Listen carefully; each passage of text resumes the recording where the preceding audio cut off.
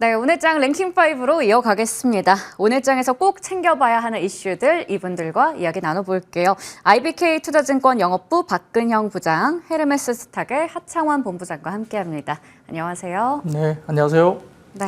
오늘도 챙겨봐야 할 이슈가 참 많은 것 같습니다. 저희 가장 먼저 이야기 나눠볼 쪽은 바로 반도체 쪽이 될 것 같아요. 오늘 반도체 관련해서 또 IT 투톱이 올라가고 소부장단에서도 긍정적인 분위기가 이어지고 있습니다. 일단은 수출에 대해서 긍정적인 이슈 전해지기도 했고요. 또 미국에서 엔비디아부터 해서 필라델피아 반도체 지수도 올라가고 이런 훈풍들 좀 받아가고 있는 상황인 것 같아요. 오늘 IT 투톱에 대해서 먼저 전략 좀 챙겨봐야 될 것 같거든요. 박근형 부장님께 질문 드리겠습니다. SK 하이닉스가 18만 원 향해서 달려가고 있고 삼성전자도 7만 5천 원대에서 움직입니다. 이제는 AI 거품론을 딛고 다시 상승할 일만 남았을까요? 어떻게 보세요? 네, 뭐 반도체에 대한 생각들은 고민이 좀 많이 있었죠. 왜냐하면 알파벳 등을 포함해서 빅테크들이 2분기 실적은 가이던스를 대부분 비딩을 했지만 향후 가이던스를 제시하면서 AI 캐펙스에 대한 대규모 투자를 계속적으로 언급을 했는데 여기에 따라서 수익성 저하에 대한 이슈들이 좀 있었습니다. 그러니까 비용은 많이 드는데 돈을 그만큼 벌지 못한다는 것 때문에 이 빅테크들이 고점에서 굉장히 많은 조정을 받았고 뭐 엔비디아뿐만 아니라 관련된 종목들로 꽤 많이 주가가 빠지는 모습을 보였습니다.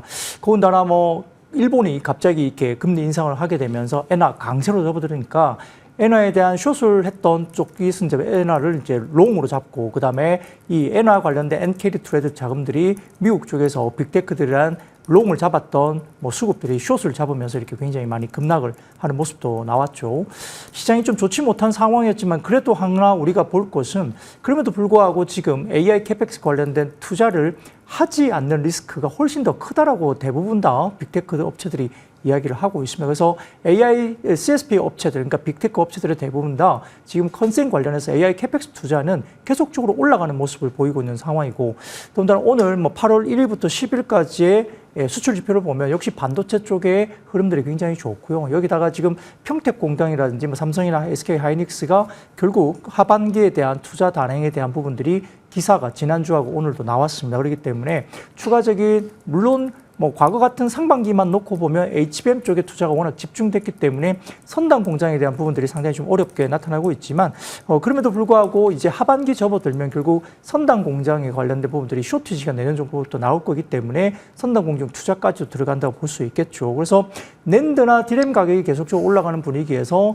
삼성전자와 SK 하이닉스의 실적이 워낙 계속적으로 가파르게 올라갈 것이고 최근에 삼성전자, SK 하이닉스 주가의 하락폭에 따라서 결국은 SK 하이닉스는 지금 뭐 PBR 기준 1.3배, 4배 이 정도까지 빠졌고요. 2배까지 올라갔던 주식인데 그리고 삼성전자는 지금 1.1배까지 좀 빠져 있습니다.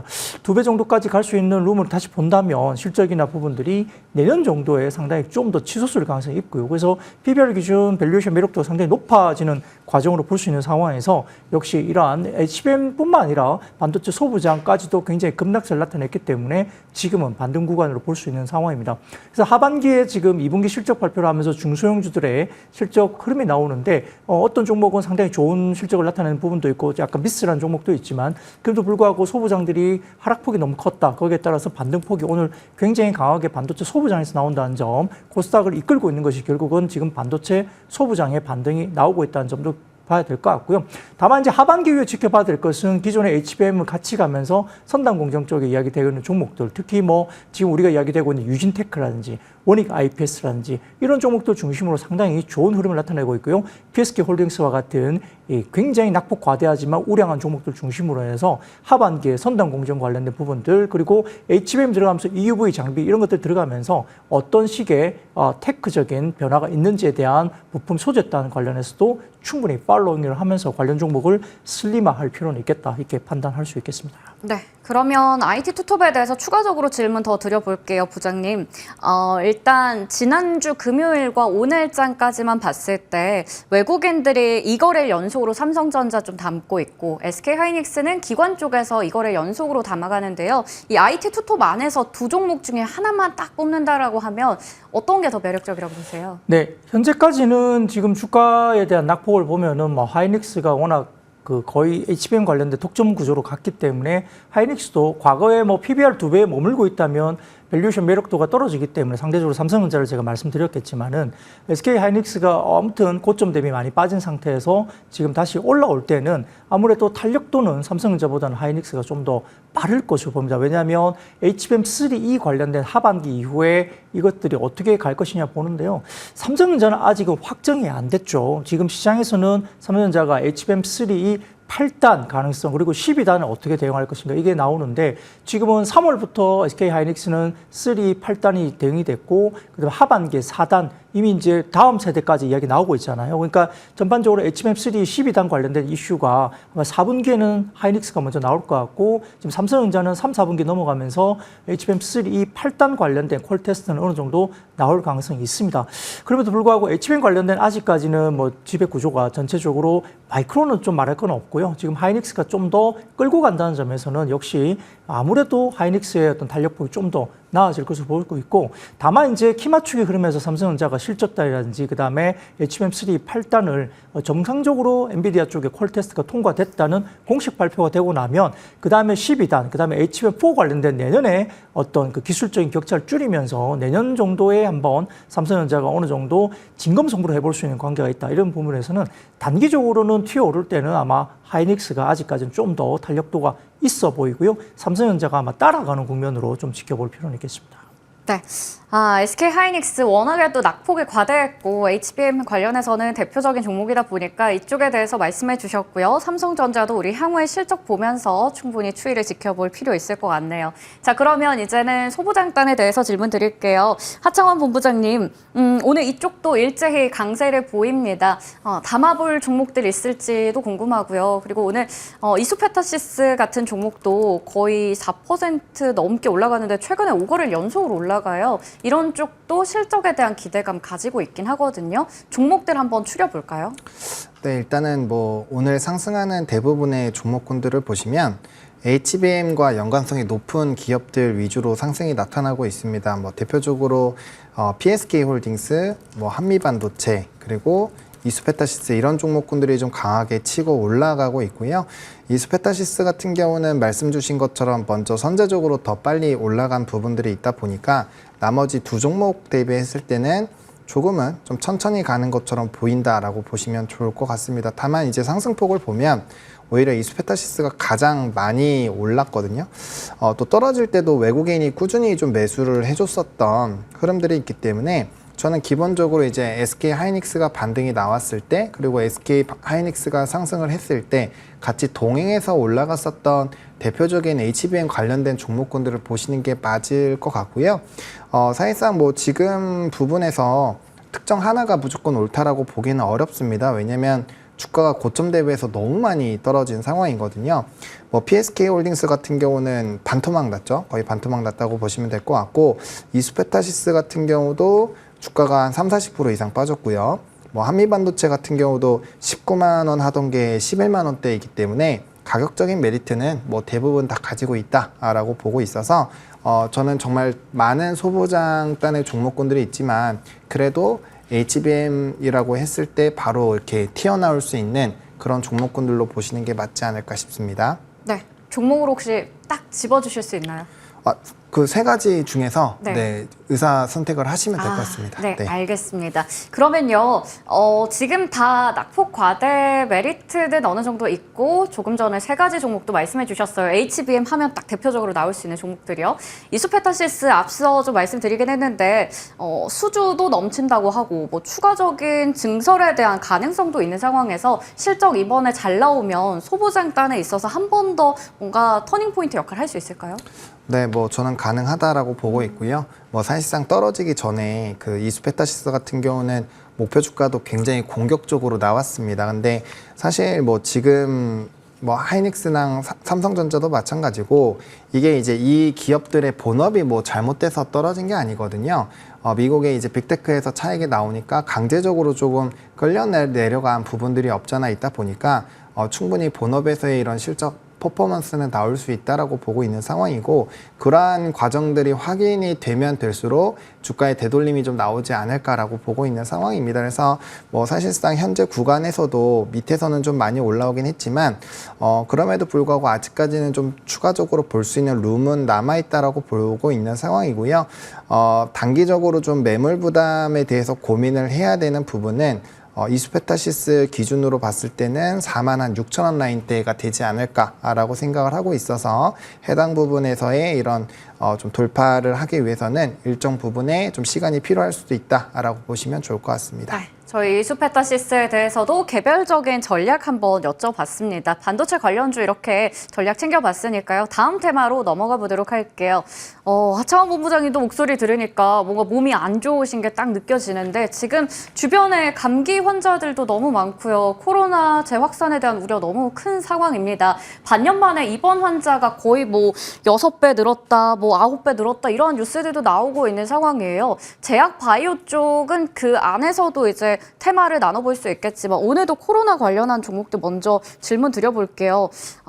박근영 부장님. 진단키트 관련주들이요. 그동안 시세를 잘 주도하다가 오늘은 그동안 많이 올랐던 쪽은 약간 급락 나오거든요. 그러면 여기서 이제 오를 만큼 오른 건지 아니면 오늘 신풍제약 이런 뭐 후발주자 성격들인 정말 오랜만에 드는 종목들이 올라요. 이런 거 어떻게 보시는지 좀 궁금합니다. 네, 코로나는 일주일 이상 지금 이야기가 된 것 같고요. 지난주에 이미 급등을 했죠. 관련주들이 급등을 했고, 물론 이제 지금 코로나 환자 수가 지금 보면 8월 첫째 주에 입원 환자 수가 861명입니다. 이게 지난 2월 첫째 주에 875명 이후에 6개월 만에 최대 수준으로 이야기돼서 일단 급증세가 상당히 좀 많은 건 맞는 것 같고, 코로나 환자가 제 주변에서 보더라도 최근에 코로나 환자 실질적으로 지금 이제 진단 키트에서 나왔다 이런 분들이 꽤 있는 것 같아요. 그래서 제가 좀 따져보니까 이 병원 환자의 이 입원 환자 수가 전체 코로나 환자의 일정 부분 과거의 데이터를 보면 6% 정도 수준이라고 하거든요. 그러면 예를 들어 지금 입원 환자 수가 861명 정도라고 한다면 이게 전체 코로나 환자의 대략적인 한 6% 언저리라고 생각했을 때 10% 정도 언저리라고 생각하더라도 거의 이제 10배 정도는 더 이제 하루에 많다고 볼 수 있겠죠. 그러면 현재 코로나 환자 수가 그냥 견디시면서 그냥 다니시는 분들이 한 10,000명 정도 이렇게 전국적으로 있을 수 있다 이렇게 생각은 듭니다. 그래서 기사만 놓고 보면 지금 5배 증가했다, 6배 증가했다 이렇게 기사가 나오는데 전체 최대 어떤 수치로 따진다고 본다 하더라도 아직까지 조금 너무 급하게 올라가는 건 있지만 굉장히 많이 엄청나게 창궐하면서 수만 명 기준으로 이렇게 올라간 건 사실 아니에요. 근데 주가는 마치 수만 명 올라간 것처럼 주가들이 급등을 했습니다. 그래서 그 부분들은 단기적으로 조금은 과하게 올라가면서 그때 당시 백일해라든지 그다음에 마이코 플라즈마 이런 폐렴 관련 것도 같이 이루어지면서 진단키트, 백신 관련주 등등 일부 제약주들이 사실은 펀더멘탈과 달리 급등을 했고요. 다만 이제 우리가 진단키트라든지 일정 부분 봤을 때 700원 하던 것이 지금 3,000~4,000원까지 지금 진단키트 가격이 꽤 많이 올라가 있어서 이런 가격에 대한 상승 부분들이 어떤 긍정적인 영향을 미칠지 모르겠으나 과거처럼 초기에 이 진단키트나 이런 것들이 코로나 처음에 최초에 창궐 했을 때 돈을 많이 벌던 것과는 지금 좀 다른 것 같습니다. 왜냐하면 현재 코로나 사태를 바라보는 일반인들을 보면 물론 굉장히 중증 환자들이나 연세 많은 분들은 입원 환자가 있겠지만은 일반적으로 좀 젊은 분들은 아직까지는 팍스로비드가 지금 처방이 잘 안 되고 있기 때문에 그 시장에 없다고 하거든요. 그래서 정부가 지금 다시 비축해서 이렇게 나눠준다 이야기를 하고 있지만 시장에서 그냥 감기약 먹고 그냥 해열제 먹고 낫고 있어요. 대부분 다 보면 자가 진단해서 그냥 코로나 걸렸다 하더라도 그냥 해열제 먹고 감기약 먹고 이렇게 한 일주일 정도 좀 3~4일 정도 쉬다가 그냥 극복을 하고 있는 것 같습니다. 그래서 과거처럼 이렇게 진단키트 사재기하거나 마스크 사재기하거나 물론 최근에 마스크 끼는 분들 꽤 있긴 하지만 최초에 창궐했을 때하고 좀 다르다고 볼 수 있겠고 최근에 주가들이 50% 이상 급등을 했지만 사실 그렇게 실적단으로 그렇게 올라올 것이냐 그건 좀 아닌 것 같아요. 그러다 보니까 단기적으로 일주일 내내 올랐던 주가들이 대부분 다 지금 좀 빠지는 국면은 여전히 그런 부분은 충분히 좀 오버슈팅 나간 거다 이렇게 볼 수 있겠고 근데 만약에 근본적으로 여기서 정말 우리가 뭐 격상을 한다든지 어떤 단계를 비상 단계를 격상을 한다든지 뭔가 정부 차원에서 대응이 나온다고 한다면 또 다른 국면이 되겠죠. 다만 기본적으로 지금 이제 뭔가 창궐했을 때보다는 좀 다른 이야기 그리고 몇 배 증가는 했다고 하지만 뭐 수만 명이 나오는 구간은 아니라는 점에서는 다소 조금은 주가 부분은 어느 정도 반영을 했다 보고 후발주자도 결국은 추가적인 상승세가 만만하지는 않을 수 있다 이렇게 봅니다. 그래서 장이 좀 괜찮고 정상적인 업종들이 올라갈 경우에는 이런 테마성 주가들은 다소 좀 테마로 마무리될 가능성이 있다는 점에서 이제부터라도 테마주 사야지 코로나 관련도 사야지 이렇게 달려들다가는 큰일 날 수 있다. 그래서 지금은 조금 보조 대응하시고 가지고 계신 분들이야 뭐 차트 깨지지 않으면 조금 더 가져가시되 일단 지금 테마성 움직임은 굉장히 좀 보수적으로 좀 조심을 하셔야 되지 않을까 싶습니다. 네, 테마성 움직이다 보니까 또 조심해야 된다라는 포인트는 짚어주셨어요. 보유자 입장에서는 아직까지 이슈 살아있기 때문에 좀 더 가지고 가면서 가격이 깨지지 않는 선에서는 지켜볼 수 있겠지만 지금 또 여기서 기회다 하고 들어가는 거는 살짝 이제 위험할 수 있으니까요. 그 부분 짚어주셨고요. 그러면 부장님 신풍제약이 오늘 또 급등이 나왔었잖아요. 상한가까지 거의 뭐 근접하는 모습 보여줬다가 20% 정도로 오름폭 축소. 이런 게 확실히 변동성인 것 같아요. 그럼 이것도 트레이딩 관점에서는 위험하다고 생각하시나요? 글쎄요, 뭐 가지고 계셨다면 오늘 팔아야 되지 않을까요? 예, 오늘요? 개인적으로는 좀 물론 이제 코로나가 아무것도 아니다 말씀드린 건 아니고요. 지금 전체적으로 종목들이 지난주에 이미 일주일 내내 관련주들이 꽤 많이 급등을 해 있었던 상황에서 후발주가 이제 신풍제약이 뭔가 걸려서 올라가는데 전방위적으로 다 올라가는 분위기가 아니고 또 장중에 올랐다가 윗꼬리를 대고 쭉 빠지는 그런 시점들이 많이 나오고 그러다가 그 다음날 또 이제 갭 상승하고 뭐 이런 식으로 가고 있거든요. 그래서 상당히 좀 어려운 구간입니다. 왜냐하면 이게 다음날 갭 상승 구간이 너무 커요. 예를 들어서 급등했다가 윗꼬리 대고 쭉 빠졌다가 그 다음날 갭 상승을 거의 10% 정도 붙이고 가다가 또 올랐다가 또 윗꼬리 달고 밑으로 내리고 그러니까 이게 굉장히 좀 어려운 매매가 되지 않을까. 갖고 있지 않으면 다음날 대응이 아예 안 되는 그런 국면이거든요. 장중에 살려니 이미 갭 상승해서 워낙 크게 오른 종목을 따라가자니 굉장히 부담스럽고요. 그렇기 때문에 쉽지 않은 매매가 될 것이고 펀더멘탈리 아주 드라마틱한 실적 개선세가 있을 것 같지는 않다. 왜냐하면 아까 말씀드린 대로 현재 개인들의 코로나에 대한 현재 구간의 대응들이 과거처럼 사재기하거나 약을 막 사 먹거나 물론 내과나 이비인후과 가면 환자들이 많습니다. 근데 일반 감기인지 코로나인지 좀 다르게 보이지만은 아무튼 지금 호흡기 질환이 많은 건 맞는데 일단 주가들이 지난 일주일 내내 올랐다. 이런 부분들도 조금은 조심스럽다 볼 수 있겠습니다. 네. 근데 이게 또 뭐 코로나 테마로도 우리가 볼 수 있겠지만 허혈성 뇌졸중 치료제 뭐 삼상 승인 신청 이런 뉴스도 나왔는데 이것도 단기 호재로 봐야겠죠, 부장님? 네, 그렇죠. 뭐 이제 코로나와 더불어서 이제 그런 호재가 모멘텀이 나온 거잖아요. 그래서 요즘에는 뭐 임상 몇 기, 뭐 몇 상, 뭐 신청한다 어떤다 이런 게 나오면 일단은 급등부터 해놓고 봅니다. 그렇기 때문에 글쎄요, 뭐 신청한다고 해서 또 잘 될지 안 될지 그건 또 다시 한번 체크를 해봐야 되겠죠. 안 될 리도 없고 또 되는 것도 확신하기도 좀 어렵다. 그렇기 때문에 일단 체크가 필요하다 보이고요. 주가는 이미 그거에 대해서 반영해서 이미 상한가 근처까지 간 거지 않습니까? 그렇기 때문에 일단은 뭐 단순하게 신청만 가지고 주가가 오른다면은 조금은 체크할 필요가 있다 생각하겠습니다. 네, 좋습니다. 좀 자세하게 저희가 질문을 나눠봤습니다. 다음으로 하창원 본부장님 비만 치료제 좀 궁금해서요. 1112 쪽에서 호실적을 내면서 어느 정도 노보노디스크 실적 쇼크를 불식시키기도 했었고요. 위고비에 대해서 국내에 10월에 출시하겠다 이런 소식들 전해지고 있어요. 오늘도 관련해서 블루엠텍이나 뭐 라파스 이런 종목들이 시세가 움직이긴 하는데 여기서 정말 진짜 수혜주를 찾기도 해야 될 것 같고요. 연속성 계속 뛸 수 있을지도 궁금합니다. 어떻게 보세요? 네, 뭐 저는 일단 연속성은 더 추가적으로 가질 거라고 생각을 하고 있고요. 워낙 이제 비만 치료제에 대한 부분에서 시장의 주목도가 좀 높다라는 점, 그리고 1112가 후발주자로서 이제 선발을 조금 뒤엎은 그런 상황이 좀 마련이 되고 있기 때문에 저는 뭐 충분히 기대감을 가져볼 만하지 않을까라고 보고 있습니다. 뭐 말씀해주신 것처럼 뭐 굉장히 많은 기업들이 비만 치료제 관련된 부분에서 좀 수혜를 받겠지만 저는 그 중에서도 이제 SLS 바이오라든지 아니면 블루엠텍 정도를 좀 일단 보시는 게 맞지 않을까 싶습니다. 일단은 SLS 바이오 같은 경우는 위고비 품질 관리 업체로 채택을 됐었던 과거 전례가 있고 차트적으로도 지금 나머지 종목군들을 좀 일부 눌리는 그런 흐름들이 나타나고 있는데 전거래일부터 해서 이제 이전 직전 고점을 좀 뚫어주면서 오히려 고가를 좀 갱신을 하고 있는 상황이거든요. 오늘은 좀 윗꼬리가 많이 달려있긴 하지만 사실상 아직까지는 전일 종가를 깨지 않았던 상황이기 때문에 뭐 충분히 좀 연속성을 가질 수 있지 않을까라고 보고 있는 상황이고요. 다만 이런 종목군들은 트레이딩 관점으로 접근을 하셔야 되기 때문에 나는 뭐 구조적으로 이거를 뭐 몇 달 동안 들고 갈 거야 이러한 관점으로 보신다라고 한다면 오히려 이제 실질적으로 일라일리를 그냥 사시는 게 더 낫죠. 네, 그래서 네. 이런 관련된 국내 관련된 종목군들은 워낙 급등락이 심하기 때문에 트레이딩 관점 안에서만 좀 플레이를 하셨으면 좋겠고 좀 중장기적으로 끌고 가려면 어쩔 수 없이 직두를 하시거나 아니면 국내에서도 좀 큰 기업들, 물론 그렇게 한다면 비만은 조금 이제 종목이 많지 않겠지만 어쨌든 간에 그런 식으로 좀 대응을 하시는 게 맞지 않을까 싶습니다. 네, 그러면 저희 의료 AI 관련해서도 하창원 본부장님께 질문 간단하게만 드릴게요. 오늘 많이 올라가요. 미국의 FDA 승인이나 뭐 국내 식약처 허가 같은 호재들도 많이 나오고 있고요. 루닛이나 뷰노, JLK 등등의 종목들 다 강합니다. 그런데 이 기업들은 항상 이야기 나오는 게 성장성에 대한 이슈는 긍정적으로 볼 수 있지만 또 수익성 잘 낼 수 있는지 실적으로 증명하는지가 중요하거든요. 관련주 이러한 뉴스들 보면서 접근해도 괜찮다고 보세요?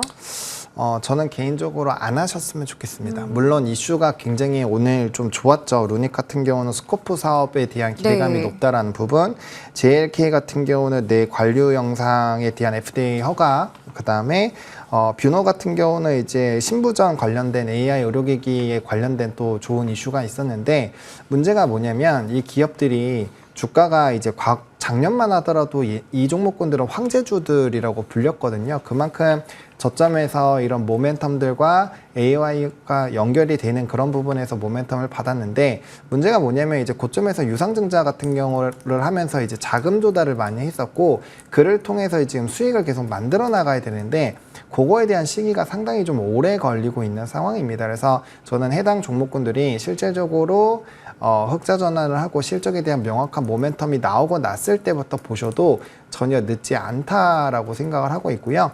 그 다음에 이제 바닥권에서 10배거 이상 오른 종목군들의 단점이 뭐냐면 좋은 이슈가 나올 때 그 이전에 이 종목의 권리락이나 이런 것들 다 했을 때는 13만 4,943원이 최고가인데 그때 갔을 때 그 기대감들보다 더 명확하게 터져나오는 뭔가가 있지 않으면 직전 고점은 못 간다고 보시면 됩니다. 그래서 사실상 지금 그러한 부분들이 나오려면은 정말 수년이 지나야 돼요. 시기적으로 상당히 많이 땡겨왔었던 적어도 2년 이상의 그 뒷단의 밸류들을 좀 땡겨왔죠. 다 잘 된다는 가정하에.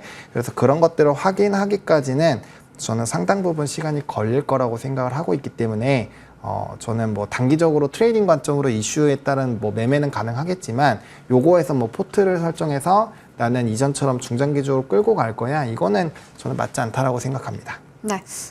확실히 그 말씀을 듣고 나니까 또 루닛 같은 종목 한때 거의 28만 원 정도 되는 종목이었거든요. 아직까지 갈 길도 멀어 보이고요. 실적으로 뭔가를 증명해냈을 때 우리가 접근해도 늦지 않다라는 측면에서 설명해 주셨습니다. 다음으로 넘어가 보도록 하겠습니다. 오늘은 반도체와 바이오 쪽에 좀 많은 시간을 할애해 봤었고요. 이제는 2차 전지 관련해서 이야기해 보도록 할게요.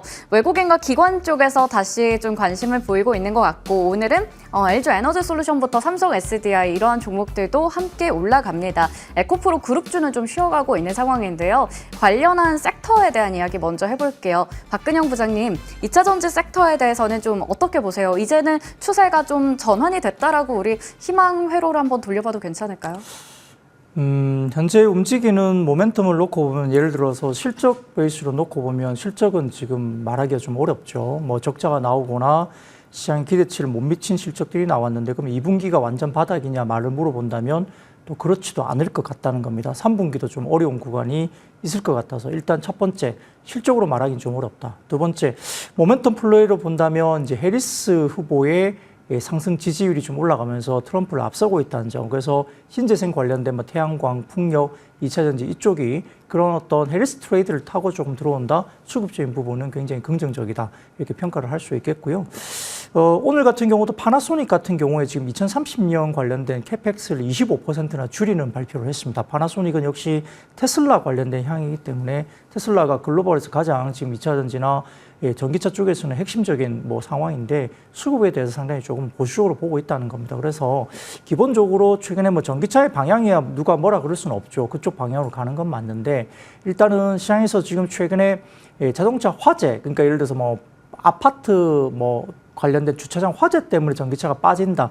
그 부분은 좀 아닌 것 같아요. 왜냐하면은 뭐 내연기관차도 화재가 납니다. 그렇기 때문에 꼭 전기차 관련해서 뭐 화재가 났기 때문에 주가가 빠졌다 이렇게 보기는 좀 어렵긴 합니다. 근데 기본적으로 봤을 때는 지금 탄산 리튬이나 양극재 관련된 수출이라든지 물량까지도 지금 줄고 있다는 점, 단가도 빠지고 있고 물량도 다시 줄기 시작했어요. 그래서 2분기 지나고 3분기에도 지금 반등 구간에 대한 부분들이 아직은 인디케이터가 안 나옵니다. 그렇기 때문에 기본적으로 실적단은 굉장히 좀 보수적으로 봐야 된다. 3분기도 꽤 어려울 가능성이 있다는 거고, 두 번째 해리스 트레이드 관련된 단기 수급은 들어올 수 있다는 점, 이런 부분들은 긍정적인 요소입니다. 그래서 저는 뭐 단기 반등은 충분히 트레이딩 구간으로서 나올 수 있다고 보고요. 양극재나 소재 쪽보다는 오히려 지금은 오히려 셀을 본다든지 이쪽이 훨씬 더 상대적으로 나올 것 같아요. 그리고 그나마 지금은 뭐 전체적으로 다 빠져 있기 때문에 2차 전지 가운데 기존 양극재보다는 오히려 이제 니치 마켓 쪽에서 들어가는 새로운 소재들 있지 않습니까? 그래서 이런 뭐 실리콘 응급제라든지 뭐 이런 관련된 약간의 그런 부분들, 그리고 뭐 전고체가 아주 멀긴 하지만 지금 살짝 뭐 전고체 배터리 이야기도 나오고 뭐 4680 배터리 나오고 이런 이야기들이 조금씩 흘러나오고 있기 때문에 그런 모멘텀을 가진 쪽으로 조금 더 눈을 좀 돌리는 게 낫고요. 과거에 이야기했던 전통적인 뭐 양극재 쪽보다는 그래도 셀은 좀 낫다. SA라든지 이쪽은 좀 나은 편이다 볼 수 있기 때문에 이게 뭐 이제 바닥을 치고 완전히 뭐 바이앤홀드 정도로 가면서 꽤 높은 상승률을 보기다. 이렇게 보기에는 아직까지는 여러 인디케이터들이 하반기까지도 조금은 지켜볼 필요가 있는 것 같고, 단기 트레이딩 관점에서 낙폭과대 측면에 해리스 트레이드 정도 수준에서의 변동성에 대한 대응 정도는 할 수 있겠다. 이렇게 말씀드리겠습니다. 네, 섹터 전반에 대해서 좀 꼼꼼하게 전략을 챙겨봤는데요. 낙폭이 워낙에 과도했던 섹터이니만큼 해리스 트레이드 관련해서 단기적으로 우리가 접근하는 것은 괜찮고, 그 안에서도 전통적인 종목들은 아직까지 좀 시간이 필요해 보입니다. 그래서 원통형 배터리나 아니면 LFP 배터리 이런 좀 이슈에 따라서 움직이는 쪽 말씀해 주셨네요. 자, 그러면 최근에 또 2차 전지 관련해서 뭐 공포가 있는 만큼 거기서 우리는 또 수혜주를 찾기 마련입니다. 하창원 본부장님, 화재 이슈 나오면서 정부에서도 종합 대책 발표한다. 오늘 또 이러한 뉴스들 막 전해지다 보니까 종목들이 많이 움직이고 있어요. 관련해서요. 대표적인 게 오늘 이닉스가 상한가 아직도 유지를 하고 있고요. 나노팀이나 뭐 지금 민테크, 뭐 그리드 위즈 이런 종목들도 강합니다. 특히나 성우 하이텍 같은 경우에도 전기차 관련해서 과충전을 또 방지하는 대책 논의, 이 소식 나오면서 오늘 같이 시세가 좀 나오고 있어요. 이런 종목들은 일단 시세 트레이딩 가능할까요?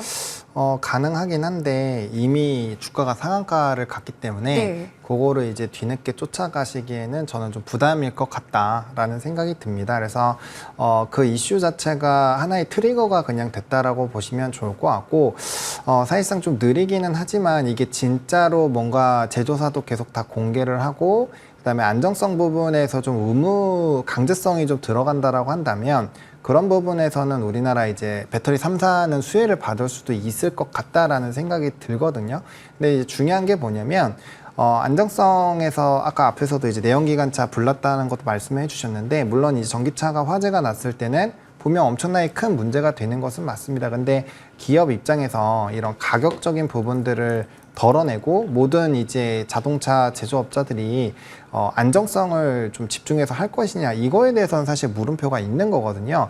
그러면 소비자 입장에서 이게 당연히 내용들이 다 공개가 되어 있어서 만약에 그 좀 화재가 자주 나는 그런 배터리를 아예 소비를 안 해버리는 국면으로 가버린다면 우리나라가 분명 수혜가 될 텐데 그렇게 될지 안 될지도 확인을 해야 되고, 그런 것들을 확인하는 데까지는 시간이 걸린다라는 거죠. 그렇기 때문에 저는 이거는 최근에 이제 증시 자체에 좀 단기적인 눌림이 강하게 나왔고 일부 박스피 상황이 마련이 되다 보니까 이 하나의 정부 정책을 가지고 그냥 테마를 만들었다라고 보시는 게 맞을 것 같습니다. 단기적으로 엄청나게 수혜를 받는지 안 받는지는 결과적으로 시간이 좀 지나봐야 아는 부분이에요. 그래서 저는 트레이딩은 트레이딩으로 끝내야 된다라고 생각을 하고 있고요. 그렇기 때문에 만약에 기회를 보신다라고 한다면 3사 쪽으로 보시되 아직적으로 시기적으로는 좀 빠르다라는 부분으로 정리 드리겠습니다. 네, 2차 전지 관련해서도 저희가 이슈 있는 쪽까지 질문 좀 드려봤습니다. 다음으로 넘어가 보도록 할게요. 오늘은 전체적으로 이슈 안에서 또 해리스 이야기 계속 나오고 있긴 합니다. 해리스 우세 속에서 친환경 에너지 관련주들도 올라가는 상황. 오랜만에 신재생 쪽 전략 챙겨보도록 할게요. 박근영 부장님, 해리스 트레이드 때문에 올라가는 곳도 있고 한데 아직까지는 우리가 신재생을 볼 때 펀더멘탈 측면에서 보기는 좀 어려울까요? 글쎄요, 뭐 대표적으로 지금 CS 윈드 보면 뭔가 달라지고 있는 거 보이지 네. 않습니까? 뭐 워낙 주가들도 똑같이 많이 빠진 상태이긴 하지만 CS 윈드가 항상 실적 발표할 때 굉장히 좀 아쉬운 감을 많이 줬던 종목인데 이번 2분기 실적에서는 사실 서프라이즈가 나왔습니다. 그래서 정부, 국내 정부에서도 지금 해상풍력 관련된 입찰 규모가 굉장히 커지게 나오고 있는 상황이고요. 글로벌에서도 일부 지금 경쟁사가 약간 좀 어려워지고 있다는 이야기 나오면서 CS 윈드의 수혜도 부각이 되고 있는 상황입니다.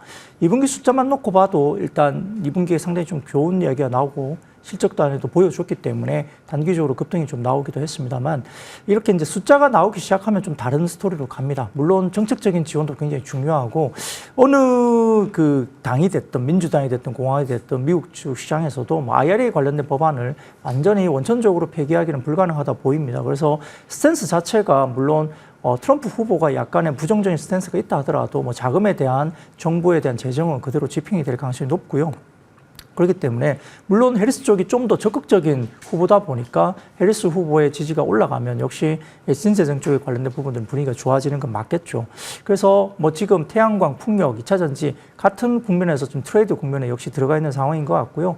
그나마 지금 봤을 때는 실적단이 대부분 다 좀 그렇게 썩 좋지는 못해요. 다만 이제 CS 윈도가 보여줬던 2분기 서프라이즈가 나왔다는 점, 일부 약간의 변화가 있다는 점도 그런 부분들이 약간은 흐름들의 입장에서는 아마 전체적인 정책적 입장에서 아마 좀 재생 쪽으로 아마 기관 외국인들의 흐름은 아마 수급은 좀 들어갈 가능성이 높다 이렇게 보는 상황인 것 같습니다. 그래서 뭐 재생에너지를 전체적으로 뭐 종목별로 뜯어보면 대부분 다 실적에 대한 부분들이 다 각계 천차만별이기 때문에 우선은 그나마 그래도 그 가운데 실적이 좀 좋은 종목, 2분기 실적이 나왔고 앞으로 연속성이 있을 만한 종목을 좀 골라서 들어가시는 게 좋고요.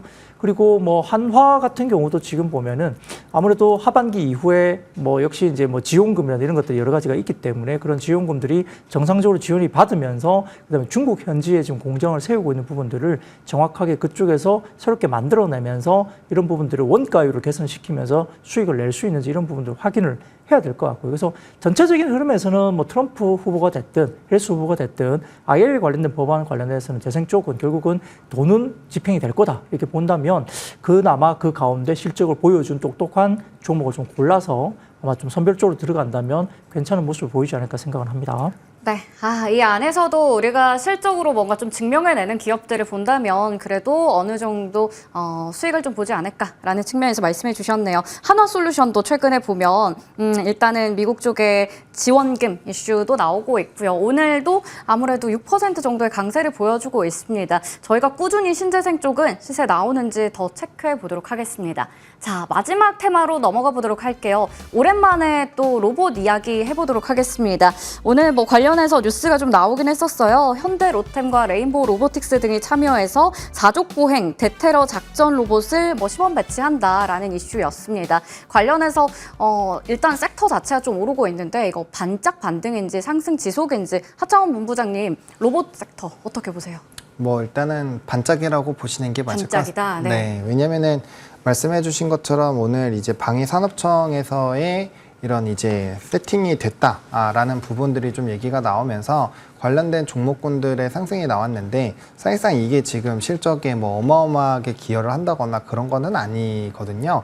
그러다 보니까 현재 시점에서는 조금 그 이슈에 따른 좀 움직임이라고 보시면 될 것 같고 이게 만약에 좀 되게 강력한 이슈였으면 주가가 4%대에서 그냥 멈춰 있지 않을 겁니다. 계속적으로 뭐 3, 4%에서 왔다 갔다 하고 있는데 뭐 대표적으로 두산 로보틱스나 뭐 레인보우 로보틱스 이런 종목군들이 조금 움직임이 나타나고 있죠.